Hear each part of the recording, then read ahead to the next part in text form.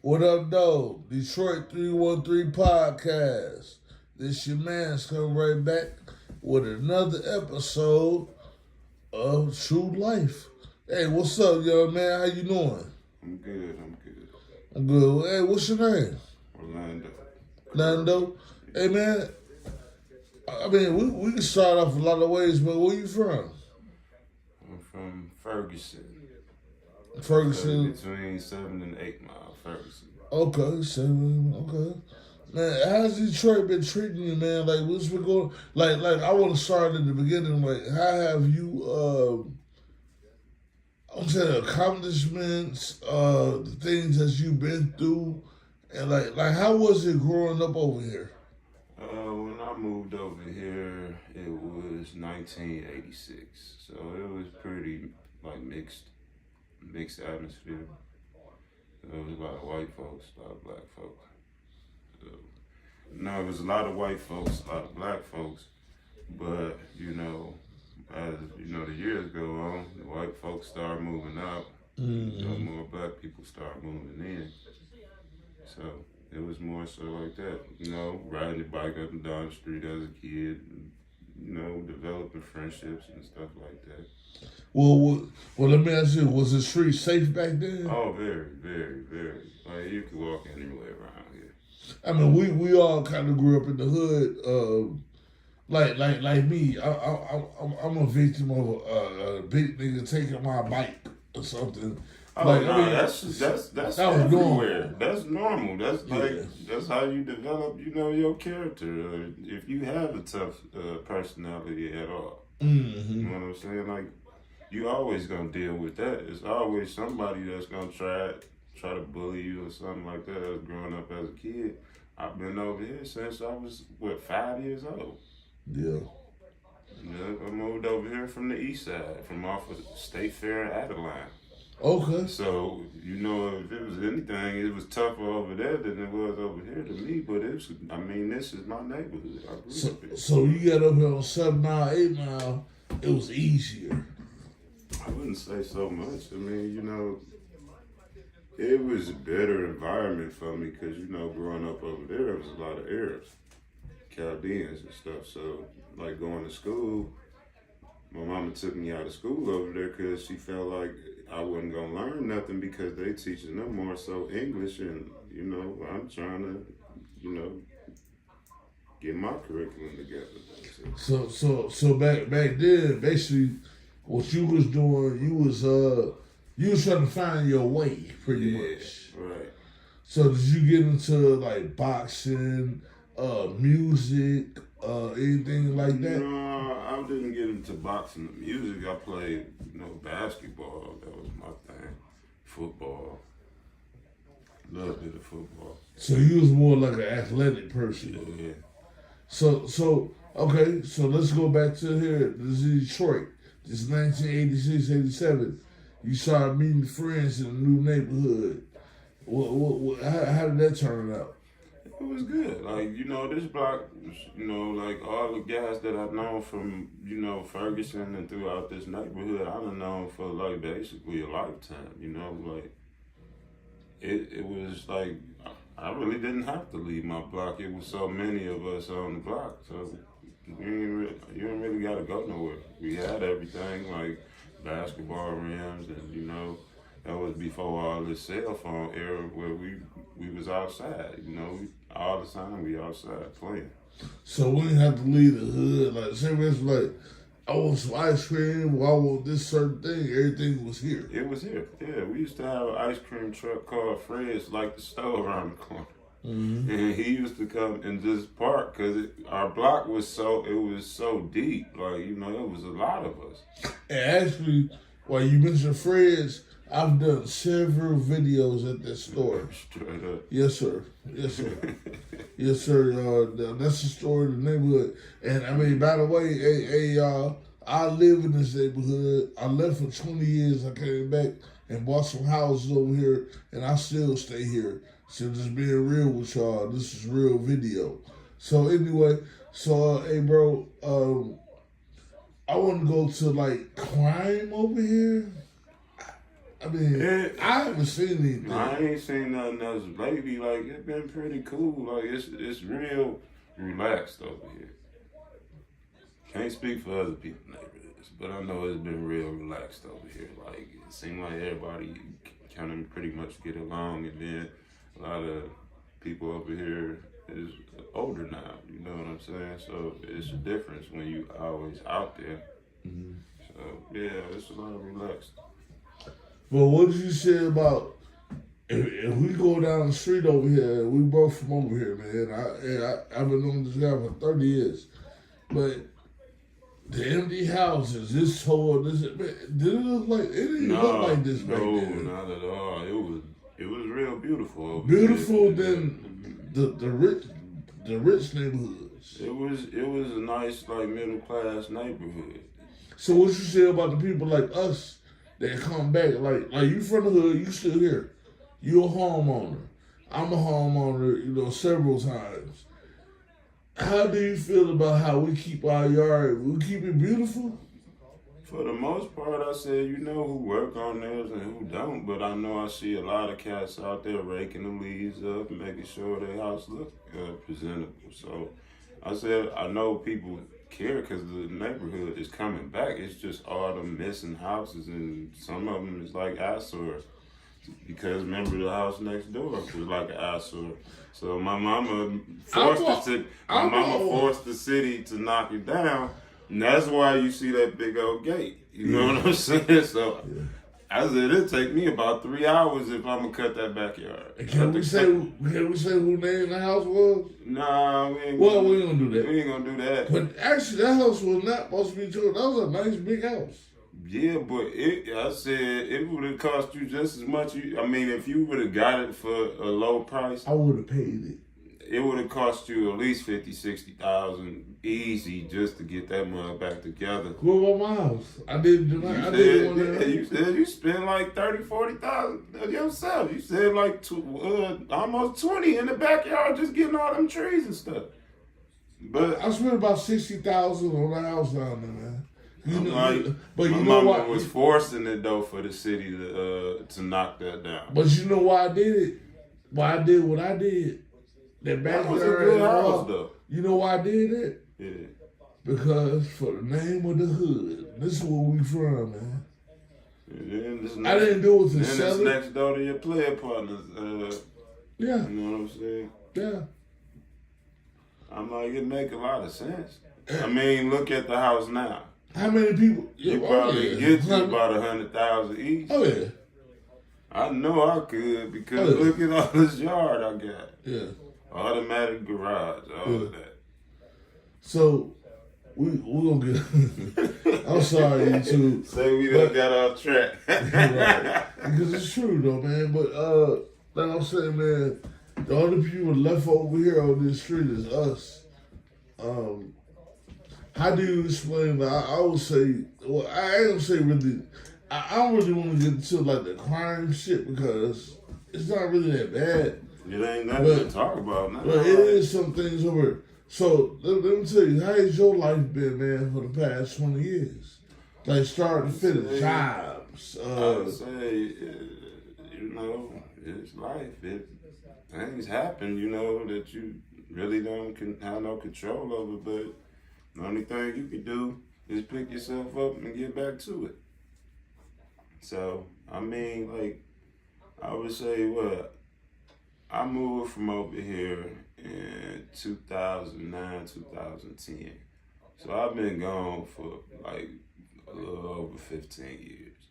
So I moved over there to Brightmoor for like about maybe a half a year, like maybe 6 months. Mm-hmm.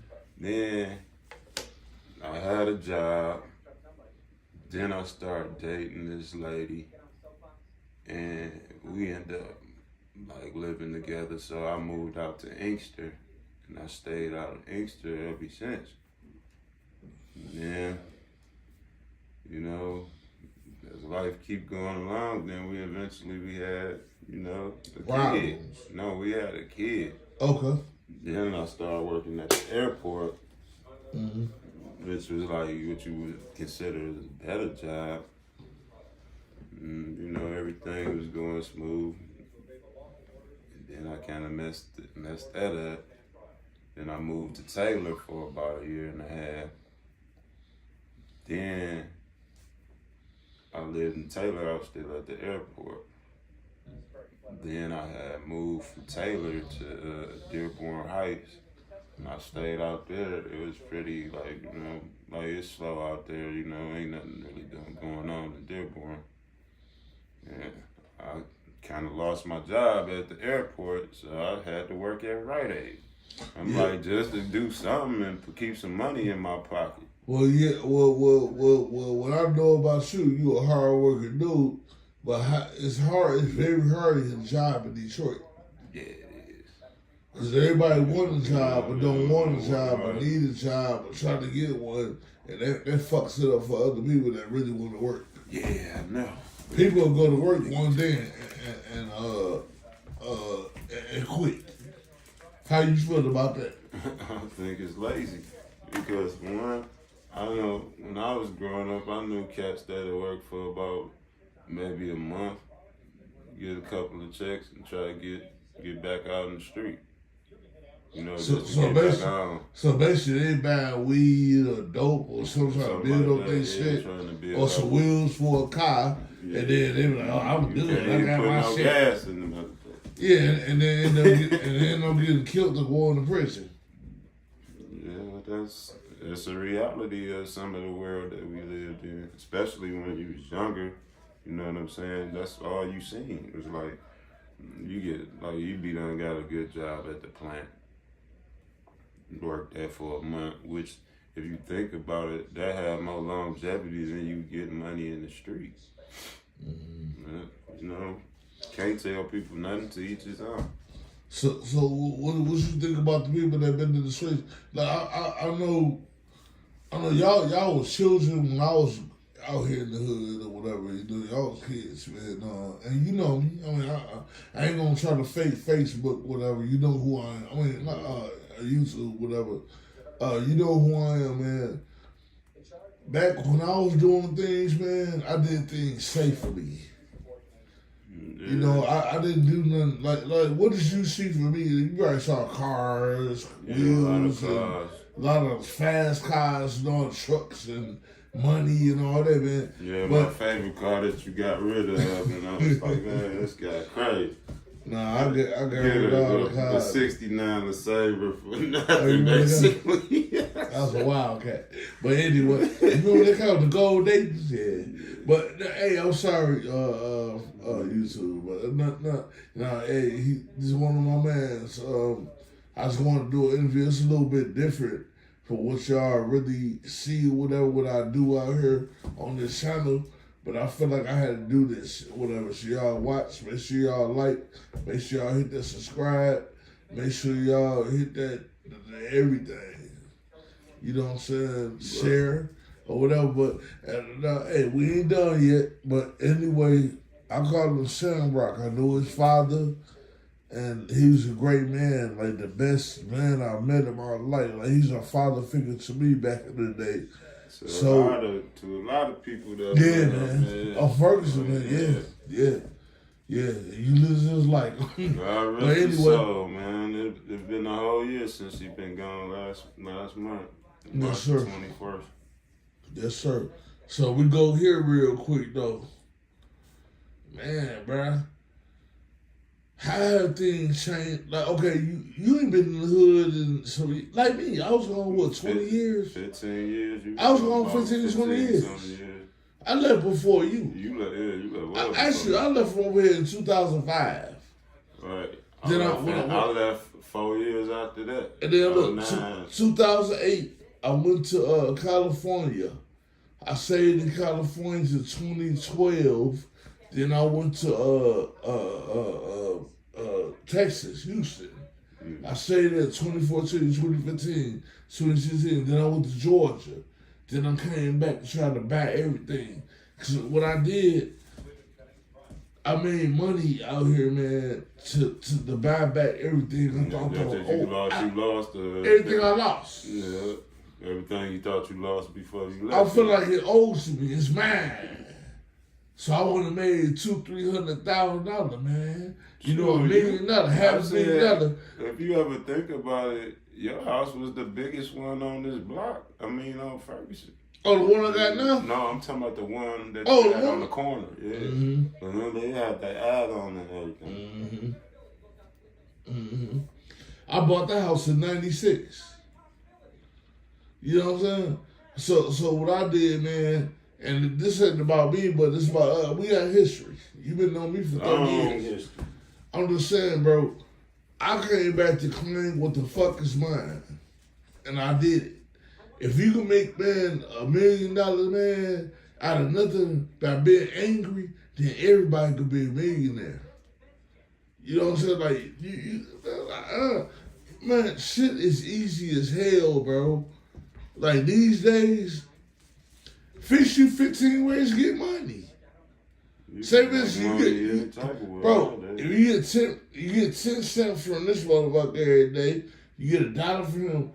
Man, I've asked 50 people for $1, and they probably gave me 5 or 10.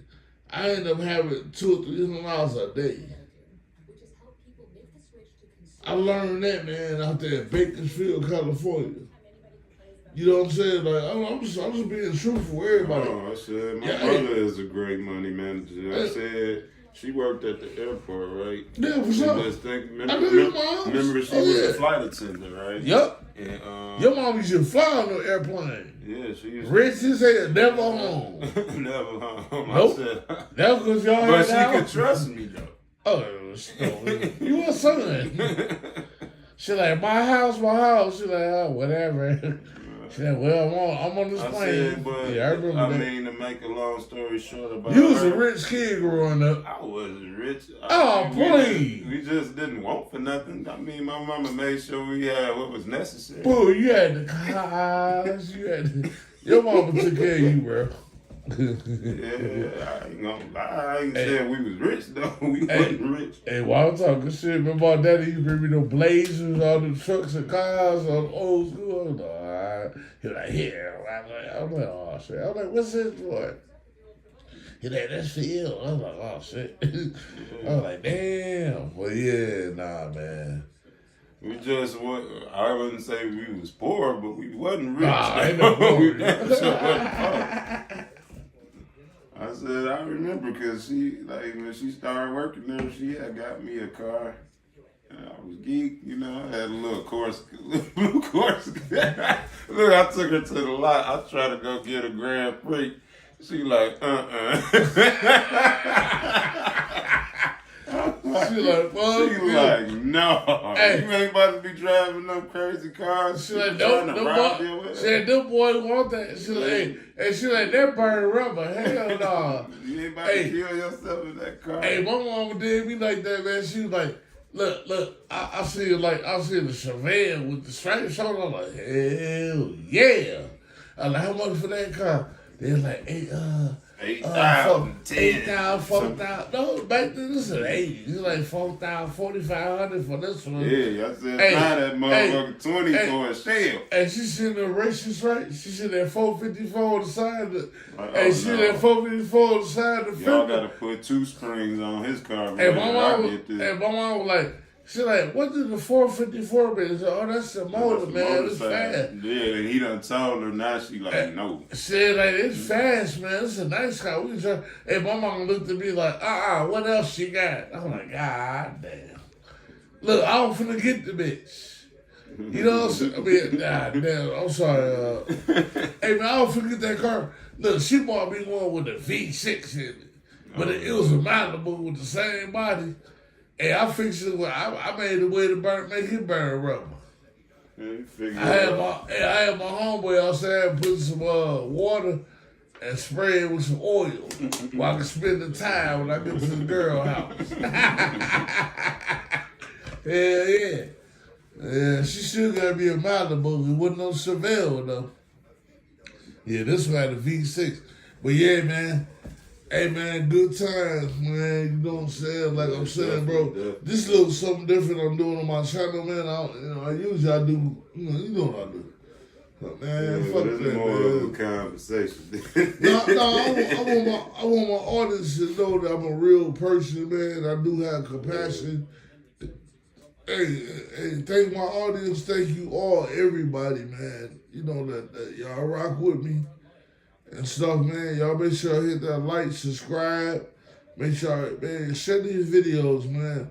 Everything gotta be ugly, like something wrong with him, or you know, like laughing. I don't do that as I don't do it as like a to make a joke out of anybody. This is real life Detroit, man. Detroit 313 podcast, man. What you gotta say, bro? Shit, man, appreciate it, man. I mean, even though I don't think the interview over, but you know, it is what it is. Love everybody.